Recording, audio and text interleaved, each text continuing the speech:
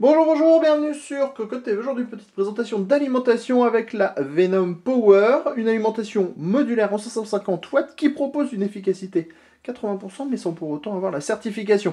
Ce qui permet d'avoir un tarif plutôt bas pour une alimentation de 550 watts en 80+, en pseudo 80+, puisqu'on est sur 60 €, ce qui est plutôt très raisonnable. On déballe tout de suite pour savoir à quoi ressemble l'alimentation et on attend le test qu'on fera bien sûr forcément sur cocotland.com avec impatience, histoire de savoir si cette alimentation proposée à un tarif plutôt attractif vaut vraiment le détour ou pas. On commence avec le petit cordon d'alimentation pour chez nous, et ensuite une partie des câbles modulaires. On a aussi la petite visserie, histoire de pouvoir visser l'alimentation à votre boîtier. Au niveau des câbles, on a un gainage qui est plutôt propre, avec de la gaine thermo et des colliers. On a ici un premier brin qui totalise 3 ports SATA, un second brin avec 3 ports SATA, un brin avec 3 prises Molex, une floppy, ici de nouveau 3 Molex, un floppy, et enfin on termine avec un brin PCI Express 6 plus 8 pins, et un deuxième brin PCI Express 6 plus 8 pins, donc pour pouvoir driver une seule carte graphique puissante ou deux cartes graphiques de puissance modérée. On sort tout de suite le bloc de sa boîte.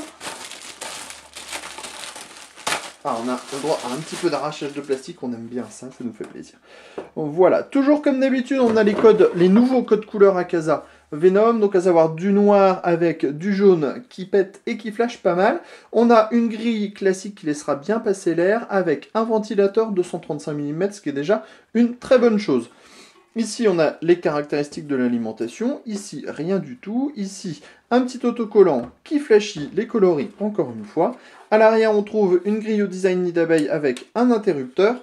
Et enfin, à l'avant, on trouve les différents ports pour pouvoir brancher les câbles modulaires additionnels et les câbles qui resteront toujours en place, à savoir le 24 broches de l'alimentation et le 4-8 pins pour le CPU. Au niveau des caractéristiques techniques, on y vient tout de suite. Donc pas de 80+, mais normalement une efficacité de type 80+, on vérifiera ça dans notre article complet. Sachez qu'on a un 3 v 3 de 24 ampères, un 5 v de 24 ampères, 12 rails et un rail 12 volts de 45 ampères pour 540 watts sur ce rail 12 volts.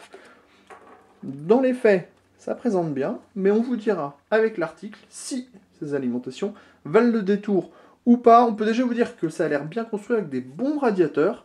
Verdict très prochainement sur cocotland.com.